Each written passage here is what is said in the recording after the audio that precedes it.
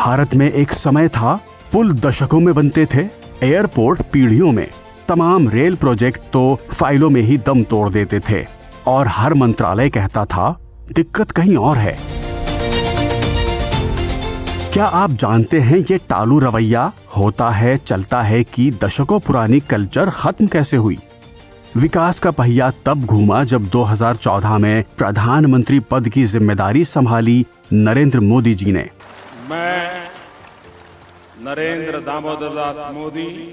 यहीं से बदल गई भारत की शासन संस्कृति।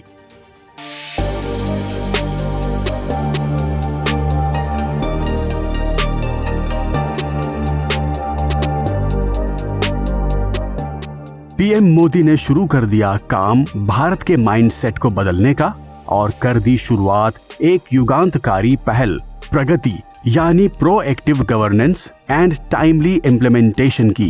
प्रगति का फॉर्मूला बेहद सीधा था। सबको एक साथ बैठाओ, समस्या सबके सामने रखो, जिम्मेदारी नाम के साथ तय करो और हर महीने जवाब मांगो। कोई फाइल नहीं, कोई बहाना नहीं। 2014 के बाद से एक और बहुत बड़ा बदलाव ये भी आया है कि बरसों से अटकी भटकी लटकी परियोजनाओं को खोज खोज करके मिशन मोड पर पूरा कराया जा रहा है। प्रगति ने एक नियम तय किया, अब प्रोग्रेस रिपोर्ट नहीं, प्रोजेक्ट कंप्लीशन चाहिए। यही था माइंडसेट का असली सुधार।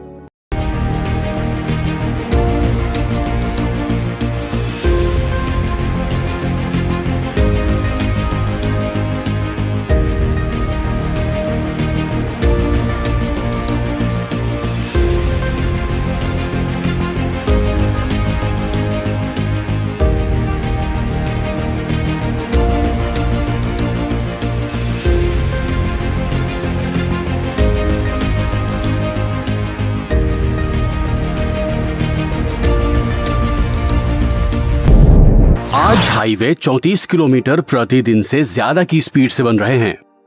इंफ्रास्ट्रक्चर पर खर्च 2 लाख करोड़ से बढ़कर 12 लाख करोड़ रुपए के पार पहुंच चुका है। देश में एयरपोर्ट की संख्या 74 से बढ़कर 162 तक पहुंच चुकी है। उड़ान योजना ने छोटे शहरों को हवाई नक्शे पर ला दिया। रेलवे स्टेशन अब एयरपोर्ट जैसे दिखते हैं। वंदे भारत, नमो भारत, RRTS देश की नई गति बन चुके हैं।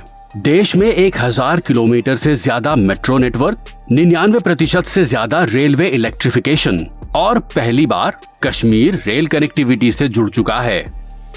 दिल्ली मुंबई एक्सप्रेसवे, अटल सेतु, चिनाब ब्रिज, अटल टनल, जोजिला टनल ये इस बात का प्रतीक हैं कि अब भारत सिर्फ इंफ्रास्ट्रक्चर नहीं बना रहा, भारत दुनिया को अपनी इंजीनियरिंग ताकत दिखा रहा है। ये बदलाव सिर्फ कंक्रीट का नहीं है, ये बदलाव कॉन्फिडेंस का है। 2014 से पहले भारत इंतजार करता था, आज का भारत भविष्य बनाता है। 12 साल में सिर्फ इंफ्रास्ट्रक्चर नहीं बदला, भारत का आत्मविश्वास बदल गया। हिमालय की बर्फीली चोटियों के नीचे अब बन रही हैं स्ट्रैटेजिक टनल्स, जो केवल सफर ही आसान नहीं बनाती बल्कि राष्ट्रीय सुरक्षा को भी सुदृढ़ करती हैं। अब हेवी स्नोफॉल हो या फिर लैंडस्लाइड, मौसम का मिजाज कैसा भी हो, अब कनेक्टिविटी पर कोई असर नहीं पड़ता। सेना की तेज मूवमेंट हो या फिर बॉर्डर एरियाज में ऑल वेदर कनेक्टिविटी, ये सब अब सपना नहीं बल्कि एक हकीकत है।